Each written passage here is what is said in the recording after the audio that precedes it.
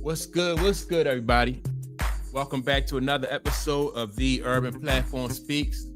Uh, make sure I'm doing a sound check, my fault. Make sure to like and subscribe as you come into the channel and check out the content. And with that being said, I'm gonna get right into it, get into this, talk about this playoff game 7 yesterday. Steph Curry, Golden State Warriors went up against the Houston Rockets, Jalen Green, Fred VanVleet, and those guys.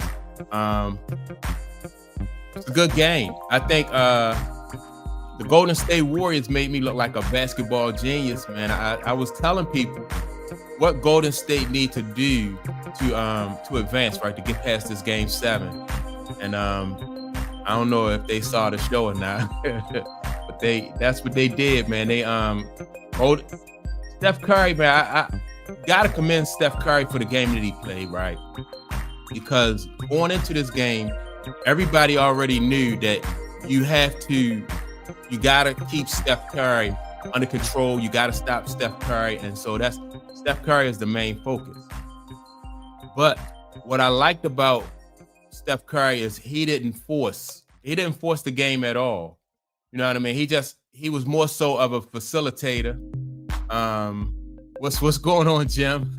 Yeah, so he was more so of a facilitator. What he had to do yesterday, he played more so of the point guard position, and I thought that worked for them.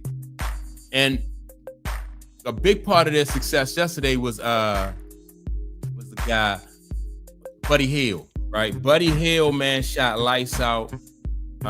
He hit like nine 3-pointers in the game, and you know, he did his thing. I knew that they had to have Golden State needed to have other people contribute scoring besides Steph Curry and Jimmy Butler, right?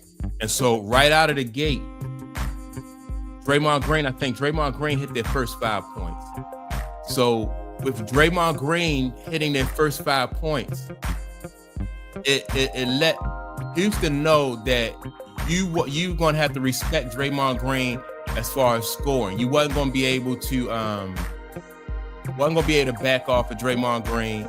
Had to respect this shot. So Draymond hit a 3-pointer. Then he also drove to the basket, you know, and scored too.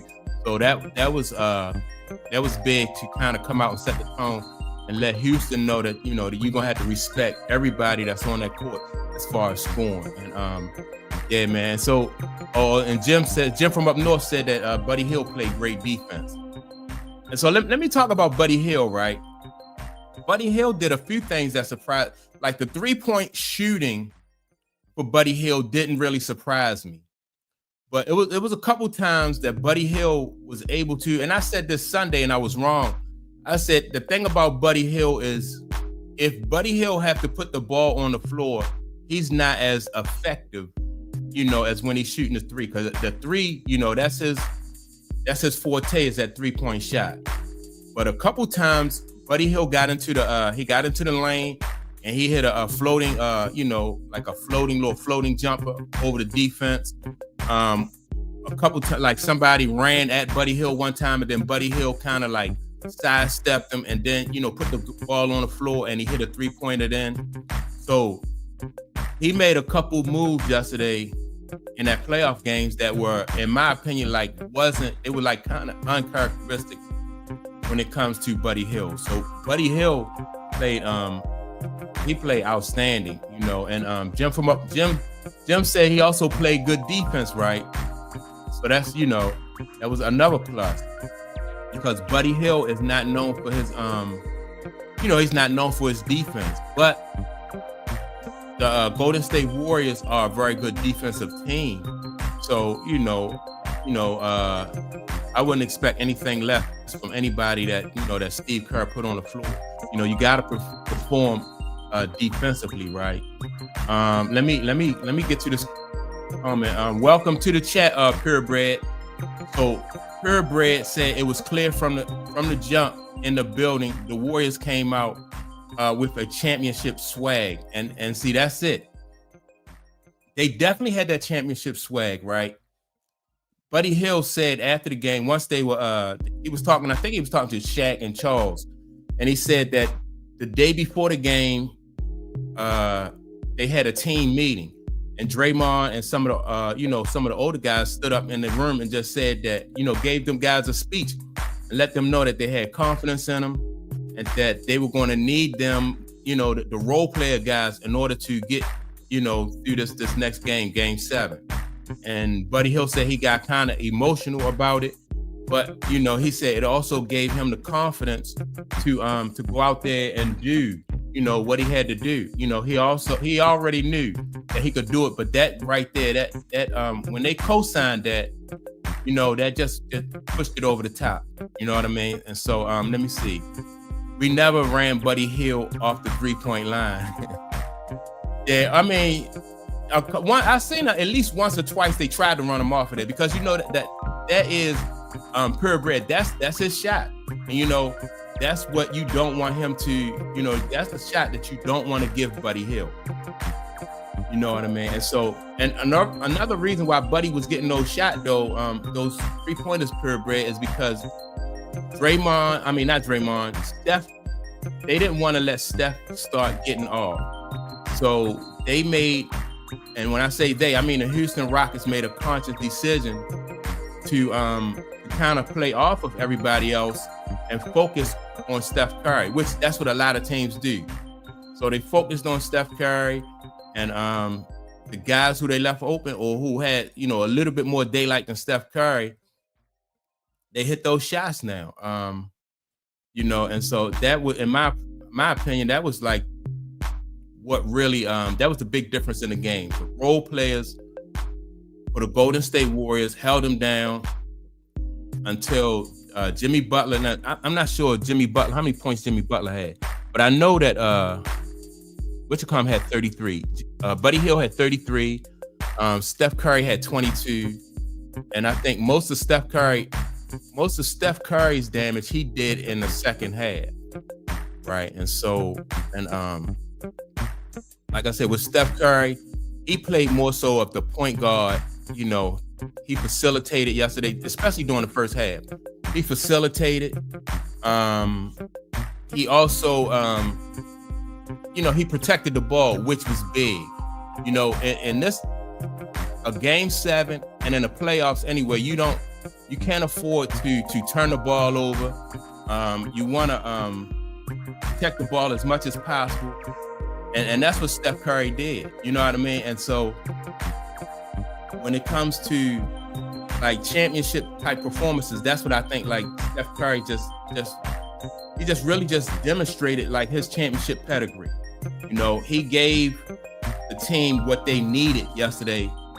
And some players will give the team what they can give them, but real champions give the team what the team needs. You know what I mean? Like I said about like when Michael Jordan was playing, like if the Chicago Bulls needed a steal, then Mike will get a steal. If they needed a rebound, Mike will get a rebound. So it wasn't just about points. Same thing for guys like Kobe, and all the greats. They're able to give the team what the teams need. Instead of what they, instead of what their specialty is. And so that's what Steph Curry did yesterday.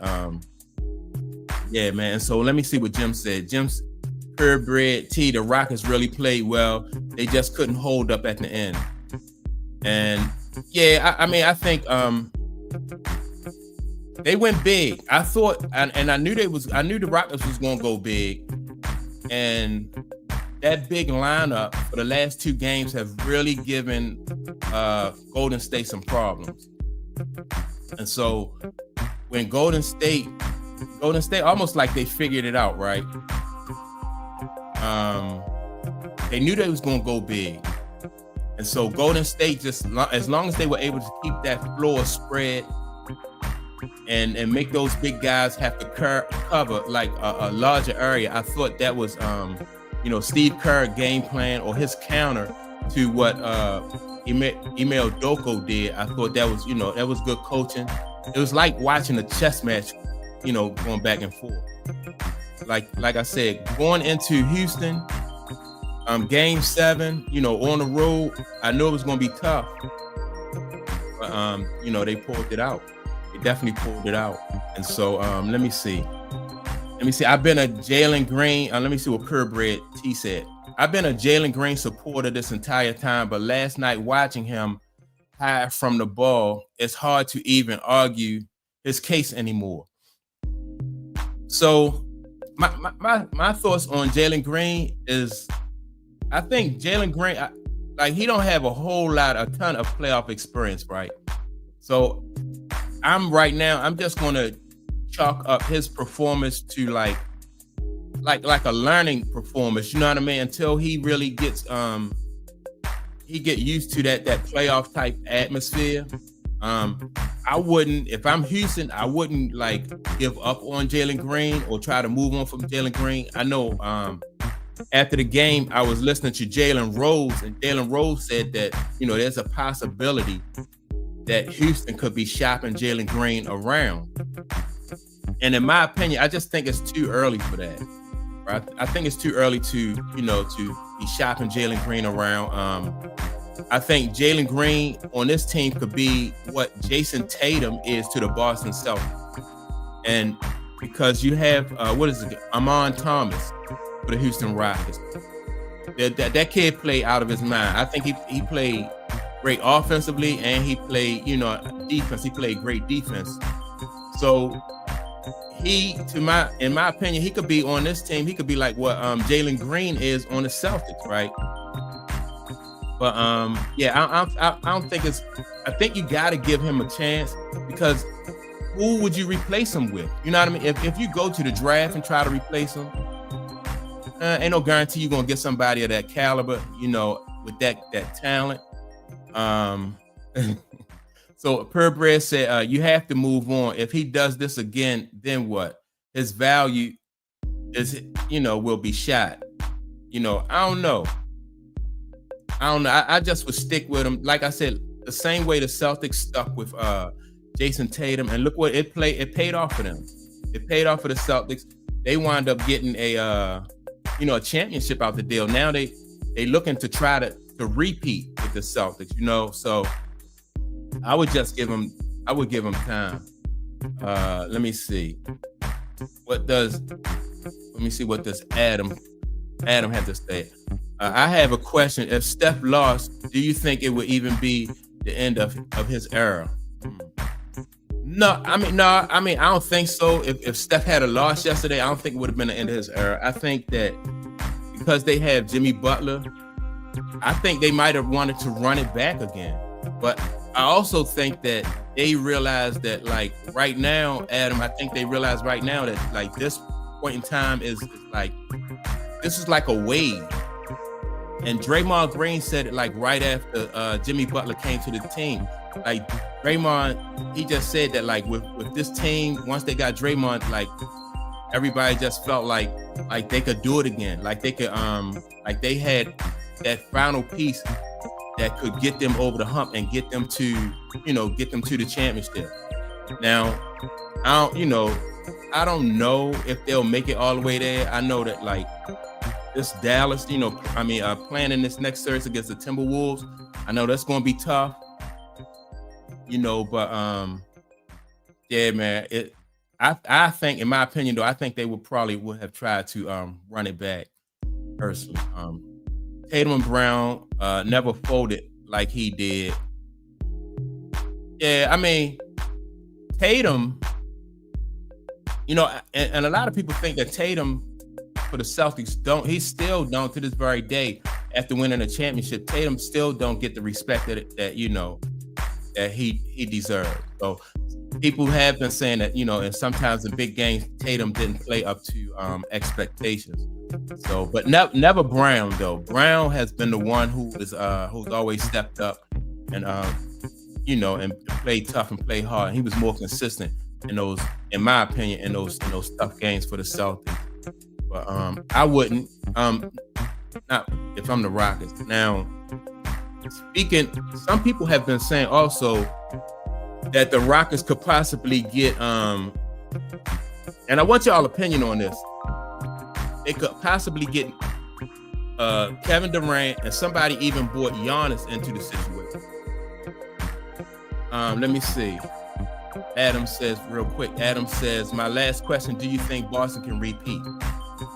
In my opinion, I think, and we said this on our Sunday show, that Boston, it's Boston's really, it's their championship, in my opinion, to lose. I mean, I don't think Cleveland going to beat them in the East, and then once they get through the East, I don't think that nobody. I just think because of their defense and the depth on Boston, I just think Boston they just got too much firepower for everybody. Like, they strong on offense and they even stronger on defense. So yeah, I think Boston is going, in my opinion, I think they're going to repeat. Even if Golden State get there, I think Boston. Yeah, but let me see. Tatum went to the conference final his rookie year. Yeah, he did. But even when he got there, though, like people were not satisfied though until he got him there. Like I said, they even disrespected Tatum in the Olympics last year. And so they really did just disrespect. I think that he really don't get the credit that he should. Now, as far as Jalen Green goes, though, I just think it's all like a learning experience for him. He needs to work on, and even his coach said, as a player, you need to be able to know how to affect the game, even when like your shot is off. So that means still continue when your shot is off, still continue to be aggressive on offense. And then that way, the defense will still have to respect you because they don't, you can still drive, you can still set your teammates up for good shots at the open man and stuff like that. Get rebounds, play tough defense. So in so many different ways you can affect the game, even if your shot is off, And so if Jalen Green wants to be a great ball player, then those are the things he's going to have to do, in order to, or if, like you said, they might just, move off of him. Let me see what else we got going on here. Cade Cunningham is his counterpart, and Cade made the jump this year. Both teams finally made it to the playoffs, and they both have a Thompson twin on it. I dig them Thompson twins. I dig them, right? Amen Thompson played for the Houston Rockets, and Adore, I think his name, I think you pronounce it Adore Thompson played for I like both of them guys. I really didn't follow them until this year, until I saw them during the season. And Cade Cunningham really has come on this year, right? Because last year, what was it? The Detroit Pistons, I think they only won something like 14 games, and they look good this year. They came on, so I'm just excited though about this young crop of ball players that they got. These new kids coming in. Detroit, I'm looking forward to watching Cade Cunningham and Adore Thompson or Shador Thompson. I don't think it's Shador. I think it's Adore Thompson. I'm looking forward to seeing him play. I'm looking forward to his brother in Houston play. OKC, they got a nice little young, group of ball players over there. Then you got Cleveland. I like, so the older guys are kind of phasing out. You got Steph Curry. Who is it? Kevin Durant. And how you pronounce it though? Ashore Thompson, right? Yeah. So you got these younger kids are just kind of just phasing out the older group. Minnesota Timberwolves, of course, has they got Anthony Edwards. So I like, I like this young core group players that's coming into the NBA. I like these guys. They play tough defense. All of these guys play tough defense. They most likely like two-way ball players. They all like throwback ball players. And so I like that style of basketball, right? When you don't have somebody who's just going to fill it up at the offensive end and don't, and can't give you much at the defensive end, because when you got ball players who can play at both ends, then strategy comes in. Then you get that passion, and you get that because defense is all about want to and will, and so when somebody's trying to impose their will on you, then you don't have no choice but to either step your game up, or either just let them run all over the top of you. So I see that in these young ball players that's coming to the NBA now, right? So, but let's talk about, though, KD. Like, if Houston was to go out and get somebody, KD or Giannis. Now, I don't know if Giannis is going to be, if Giannis would be interested, or if he's going to be available. But I think out of those two, if I had to choose out of those two, I would definitely want Giannis, in Houston. I think he will complement and fit into what they're doing in Houston. That's if Giannis don't stay, in Milwaukee. Because also, if Giannis want an opportunity to win and a chance to get another championship, I think Houston probably would be Giannis' best bet. Some people saying KD.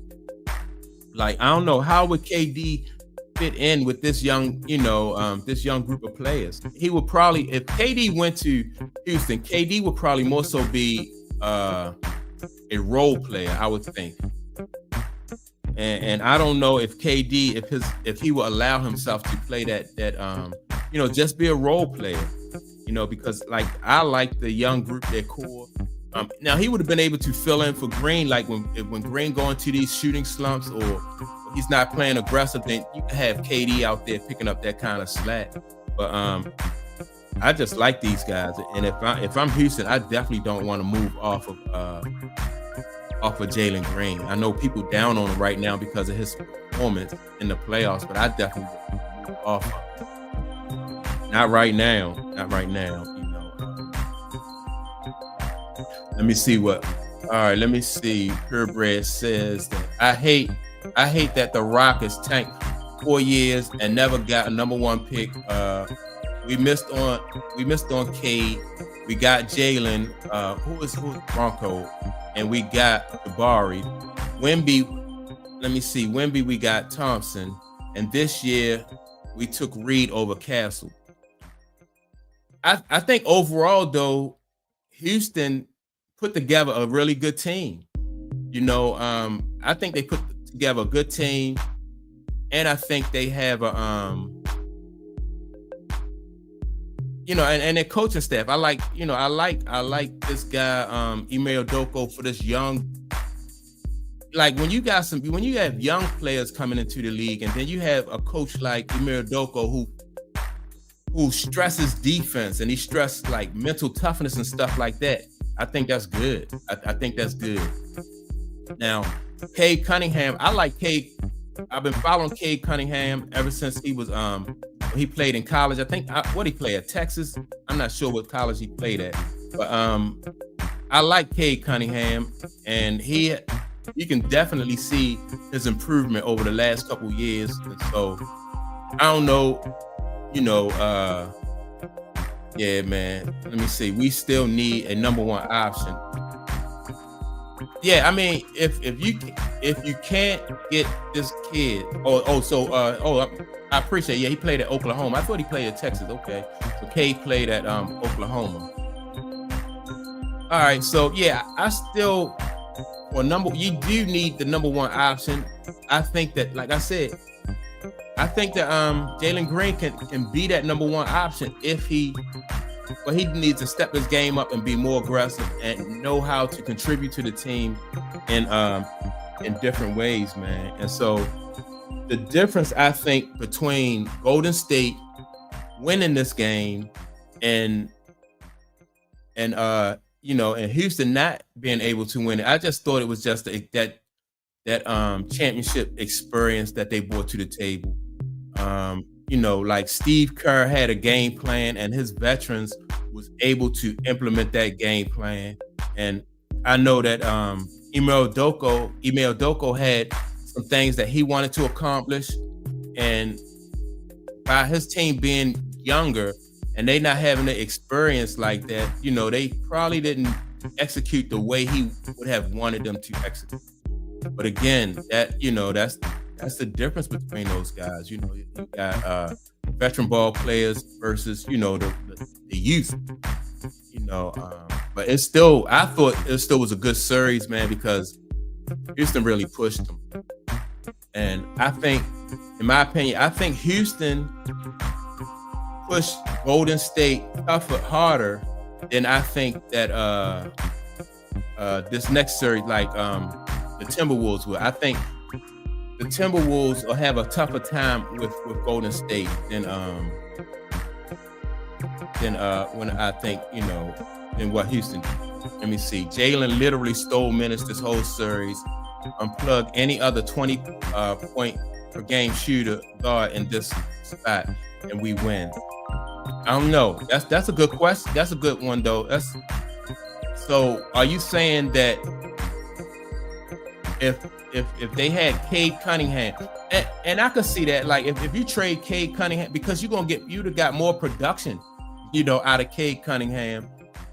Just looking at the way Cade Cunningham played against the Knicks, he didn't shrink. He didn't shrink at all, but with some ball players, it just takes a little bit more time to develop.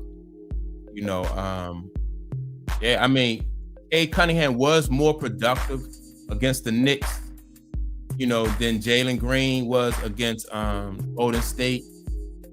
So yeah, but so like I said, it was a good series. But I'm looking forward to this next series against the Minnesota Timberwolves. I think Minnesota is going to have to figure out though who's going to play, like who's going to play Steph Curry, like what they're going to do with Steph Curry. Because if they put Anthony Edwards on him, I think they're going to need Anthony Edwards for Jimmy Butler. And so Steph Curry, this is going to be hard for them to figure out, like, who's going to be the one that try to slow down Steph Curry.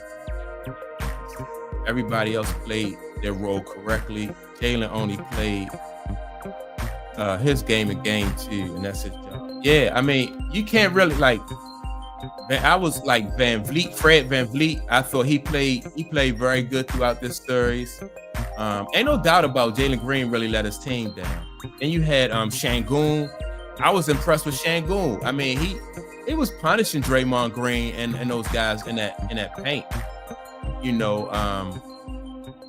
He was punishing them. Then, like everybody else, I thought Thompson, everybody else I thought really played a great game. They had a really good series though. And the one weakness, I guess the one weakness that they had is that they didn't have enough offensive power coming from the guy Jalen Green that could get them over the hump. But maybe if Jalen Green was available, that definitely would have been if he'd have played like he usually played throughout the season, I think it would have been a different series. And so, yeah, man. I'm looking forward to it though. Now that we are in like the second round of the playoffs, though, it's really about to get interesting. Like you got Cleveland and Indiana. I think that's going to be a tough. I think that might even go 7. Indiana stole game 1 right against the Cavaliers. So I think that's going to be a tough series. So let me see who else you got. I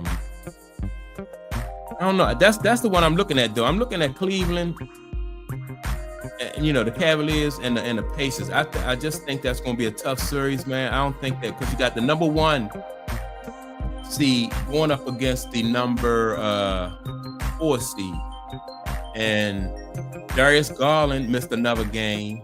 I think they say something's wrong with his toe.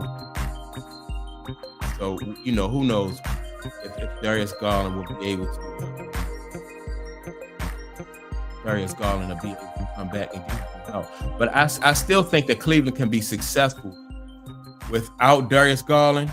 I think Cleveland have to play better defense than what they played in game one, though. Their defense, wasn't up to par.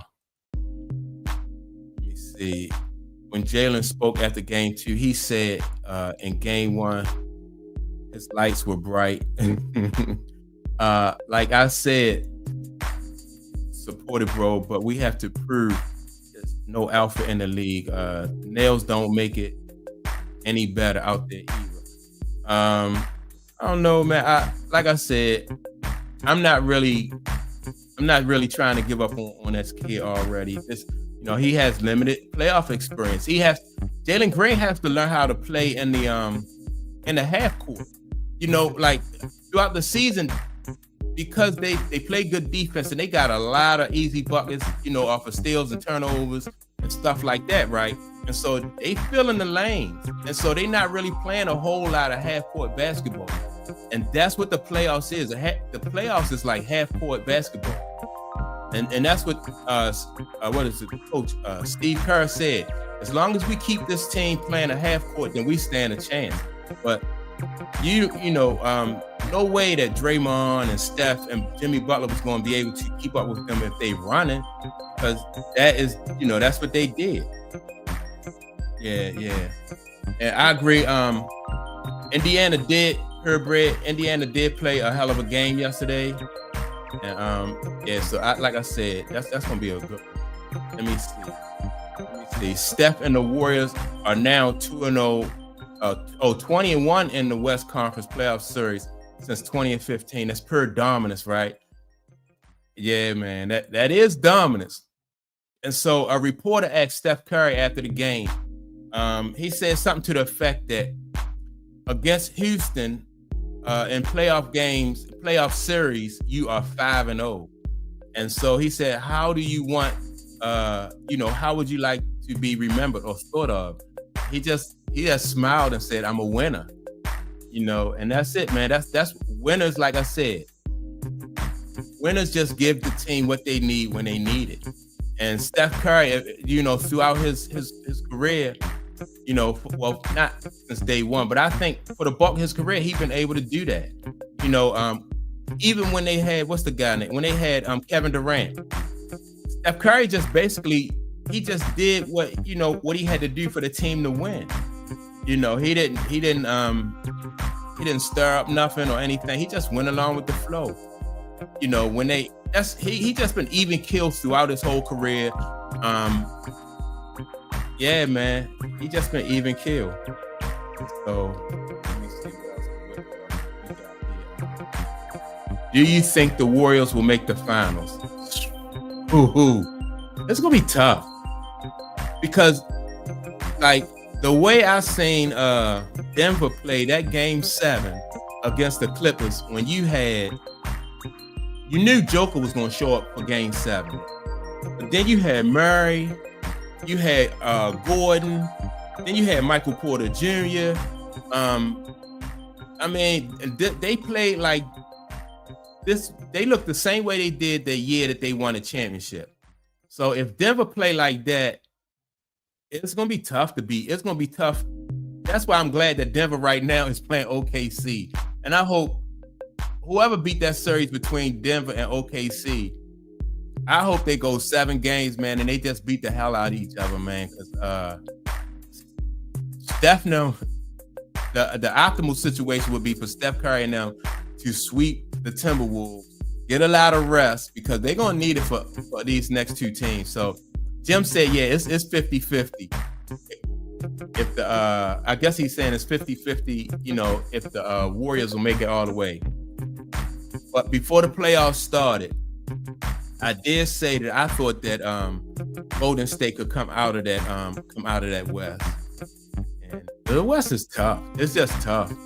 So we'll see. I'm not backing off of my pick though to pick. I got Golden State. I'm not backing off of my pick. I just know it's gonna be tough because you got one team ahead of them that got a championship ring, got that championship experience.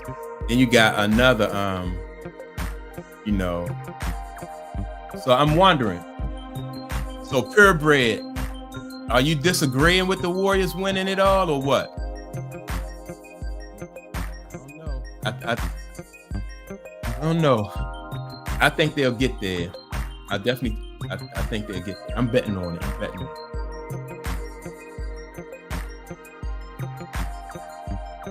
But let me know what y'all think, though. What should the Houston Rockets do, like, moving forward? Let me see. Steph is hot. So you're saying Steph is hot and Draymond is locked in. I don't think Steph hot. I just think that's what Steph do. You know what I mean? And that's why I'm saying you watching these guys. They're professional basketball players. This is what they do. They've been here before. This is what he do. Like, he didn't force no shots. I think he had 22 points, right? 19 of his 22 points, Steph Curry came in the second half. You know, so a lot of ball players would have tried to, you know, they wanted to get in on the action. They saw how the team was rolling, how Golden State was rolling the first half, and a lot of players would have tried to get in on the action. Steph shot 1 3-pointer and drained it in the first half, man. How many superstar ball players can be that unselfish, man, as to he's not even thinking about himself. He's not thinking about his stats. This guy's just thinking about winning. Yeah, and that's, you know, you gotta appreciate that. You know, from like a basketball fan standpoint, you just gotta really appreciate that. Okay, so Boston will be tough. Hell yeah, Boston gonna be tough. Boston definitely gonna be tough. So, I mean, in order for them to get in, they're gonna have to play out their mind. Yeah. Steph did play a good decoy role, right? He played an excellent decoy role. He knew he was going to draw a lot of attention from Houston. He knew that, you know, he would, you know, they was hoping, Houston was hoping that Steph would either turn the ball over, because sometimes Steph can get kind of careless with that ball. And, you know, he protected that ball. That was big. That's old school, like Detroit Pistons in the 80s, Larry Bird, the Celtics in the 80s. I know y'all probably young, man, but turnovers back in the day, that used to determine, turnovers and rebounds used to like be the difference in those games, you know, because every possession, if you can get second chance shots, that would, you know, that would kill you, or turnovers would kill you. And so Steph Curry protected that ball yesterday. He distributed the ball, you know. Yeah, man, that brand of basketball was exciting too, even though, you know, it wasn't close from a Houston Rockets standpoint, but to watch what they did, that experience that they showed yesterday, that was just big. Yeah, Steph definitely played that decoy role. And also, Steph is used to playing that decoy role because basically, and Kenny Smith said something too. Steph Curry basically is playing against a boxing one. And so what the boxing one is like Steph Curry, man, plays him all over the court. Everybody else is just basically protecting an area, right? A zone or area on the court. And he said, either with a boxing one, you have to be ultra aggressive, you know, and go at him, or you have to be patient and pick the times when you can attack him. And Steph Curry, he chose to be patient, which he demonstrated he can be patient. He chose to be patient. His teammates, again, Buddy Hield, and you know, and the kid with the red hair, man, that kid, he shot the lights out also. Let me see. The Warriors ball movement as a team is probably the best thing in basketball. Every player understands. Yeah, no doubt. That's what. And see, nothing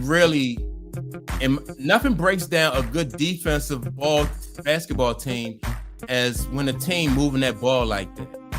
Because as long as you got ball movement, number one, you wearing the defense down. Then number two, you're gonna wind up with a good shot. And so that's and the Warriors have always been known for having great ball movement and spacing of the floor. So yeah, man, I thought that ball movement, that's a great point, Purebred. That's a great point. That ball movement is what played a big part too in the Warriors being able to beat the Rockets. But that's what they've been doing for years. So yeah, I'm just looking forward to seeing what they can do with the Timberwolves. I think, like I said, the Rockets to me was a harder matchup than the Timberwolves. The Warriors have like some advantages because like either you gotta show Steph some special attention on defense if you're the Warriors, or you gotta go at Jimmy Butler. Like you gotta choose between one of those two, and you're not gonna be able to pick both of them. You're gonna get advantage to Jimmy Butler, or you're gonna get an advantage to Steph Curry, and so that's going to be, the Timberwolves probably is like pick your poison when it comes to those two, man. But I'm looking forward to that. But yeah, man. I don't know what else the Rockets can do though. For this year, just regroup. Try to. I don't think they really have. Only weakness I think the Rockets really have now is they don't have a number one. They don't have somebody like a go-to guy,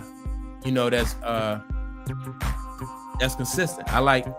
Even though I'm not a fan of the guy Dillon Brooks, I think Dillon Brooks is good for those young guys because he brings a certain amount of intensity and he's aggressive. And Dillon Brooks, he's not going to let those young guys get intimidated. Yeah. So all right. So let me see. T-Wolves have better shooting than Houston. Warriors in a four tough one. Oh, Warriors in for a tough one. I think now, do the T-Wolves shoot better? I think in the half court, all right, so in my opinion, I think in the half court offense, I would agree that the T-Wolves are more effective in the half court. And that is mainly because of Anthony Edwards. They don't really have a true low post threat to really speak of.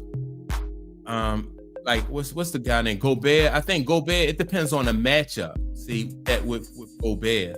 So it depends on the matchup that Gobert that they have. But because of Anthony Edwards, I think in the half court, I think they'll be a little bit more effective than Wichicon was. Julius Randle, I don't know, man. Julius Randle, he had a good season. He had a good playoff. He did good. He did kill the Lakers. Julius Randle killed the Lakers, and this, to be honest, this is the first time I really seen Julius Randle he just went out and balled out in the playoffs, in the playoff series like this, Usually a couple playoff series I seen Julius Randle, like when he played for the Knicks, he kind of shrunk in that moment. But he redeemed himself this year, especially he went to work on the Lakers. Let me see. McDaniels, Alexander Walker, the best wing duo. I can agree with that. They the tough. In the West, but because when you get to like I said, Brown, when you get to Brown and Tatum, I think in the West, I think so. But yeah, Julius. Now, how is Julius? I don't know. Like I'm trying to think of Julius Randle like on defense. I don't know. The Timberwolves are really gonna need more help though. Besides, I just think that the Golden State Warriors, I think they're gonna pick on just like the Lakers did. They're gonna pick on Gobert. They're gonna run that high pick and roll, and Steph Curry is really going to take off. Yeah. Brown and Tatum, that's the best duo. And then don't forget with Boston, man, you got that backcourt as far as defense, man. You got Dark White in the backcourt, and then you got Drew Holiday. That backcourt, man, it's just it's tough. That's tough. And on the offensive end, Dark White gonna hit them open threes. He can create his shot to a certain extent. Offensively, let me see. Drew Holiday, I think he a very solid offensive ball player, and he runs that offense too. He's not a shoot first point guard. So, and that's what make him dangerous, man, because they have so many weapons, and then you got a point guard who is not a shoot first point guard. But if you don't respect Drew Holiday on that offensive end, he is definitely gonna make you pay. So that's what you want, from your point guard. You want somebody who can keep your offense, moving and running smooth. And when it's not running smooth like that, he can get a bucket.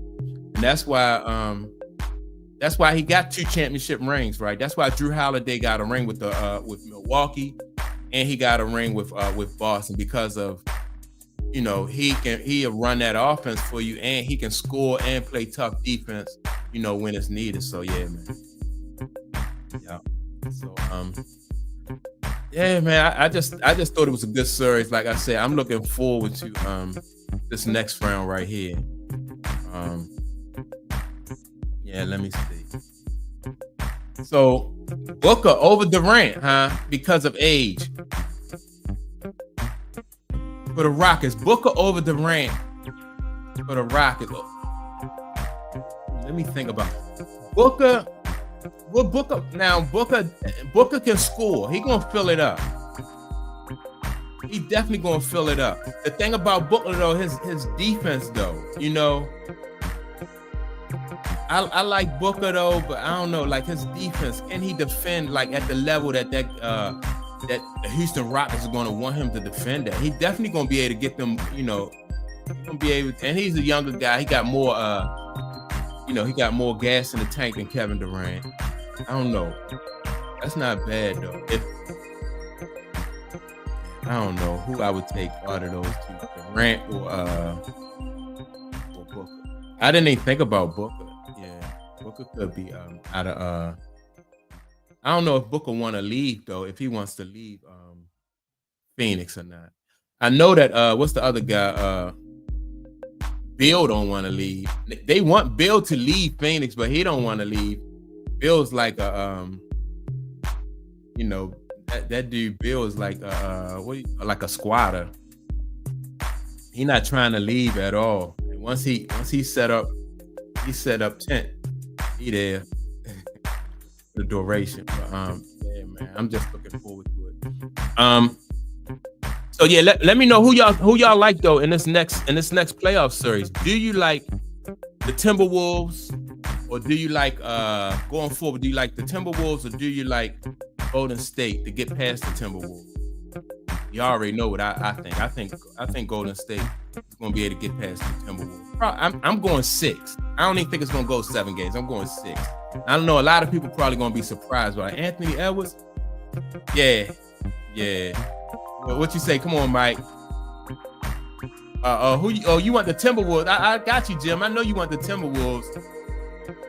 I just think, man, this Steph Curry them is riding this wave. And I think, I don't know, like this is just, it's shaping up to be a story. Like, you even got people coming on TV now talking about is Steph Curry, is he the GOAT of this era? I'm like, man, these NFL, NBA analysts and stuff like that, man, they trip me out. Steph Curry only did what he been doing, for the last few years. And now they talking about Steph Curry is the GOAT of this era, which I've been saying that all along. But now, that's what they saying now, all on First Take and Get Up and all that stuff like that. But yeah, man. So yeah, Jim, I know I know you like the Timberwolves. I don't know. I said before the playoffs started, Golden State, and I'm sticking to it. Yeah, man. So I don't know if I got any more, man. I think I was gonna show like some video clips and stuff like that, right? But the last time I showed video clips and YouTube pulled my video down. So I had it looking like I was ESPN on here. So YouTube pulled that right down, and then, yeah. So I just had to commentate, talk my way through it. But yeah, man, I look forward to good series and good games like that, man. It's like the old school basketball. There's some strategy involved. Coaches, like I said, the coaches have you can see the part that the coaches are playing in it. You don't just have a bunch of guys just running up and down the court. You got some strategy, you know what I mean? Like these coaches gotta counter each other's move. So that was good to see. And I think we'll see some more of that going forward. We got some good coaches out there too, man. That dude, Indiana coach, what's the guy named for Indiana? I like him, Rick Carlisle. Is his name Rick Carlisle? I think so, but yeah, he's a good coach. Then you got I like Kerr, and I like the dude that's in Boston coaching. So it's gonna be some chess matches. Hold up, what you say? Gentlemen's bet. Whoever loses, the other has to wear the other team's swag on the next podcast. That's cool. Yeah, if Steph Curry and them lose to the T-Wolves, I'm gonna get a jersey. Well, maybe not a jersey, maybe a T-Wolves a T-shirt or something like that, right? I get a T-shirt and I wear a Timberwolves T-shirt, and you gotta get a T-shirt that says Golden State and wear it until they lose. That's the thing. You gotta wear the T-shirt every episode until they lose. So this one day this week, I'm gonna go get a T-shirt. I'm gonna get 2 T-shirts. I'm gonna get a Golden State T-shirt, and I'm gonna get a T-Wolves T-shirt, and I'm gonna wear the T-shirt until they lose. So yeah, it's a bet, no doubt. Yeah, man. I just wanted to come on here today though and just talk about that series. I think I'm gonna come on probably whenever I get a chance. Whenever I have get off work early, I'll come on here during the daytime and just talk some basketball. But yeah, I appreciate everybody, Purebred, Jim, everybody else who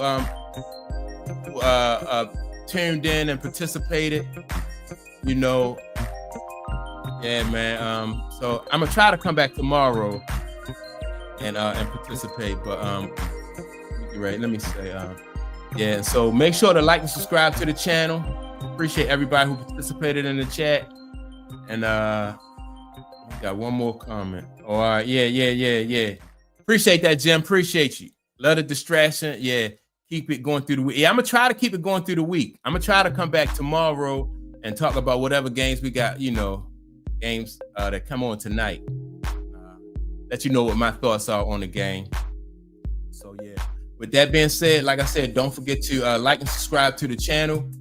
I'll check you out tomorrow, hopefully, and don't forget to leave a comment. And that's it for me. I'll check you all out in the next episode. Peace.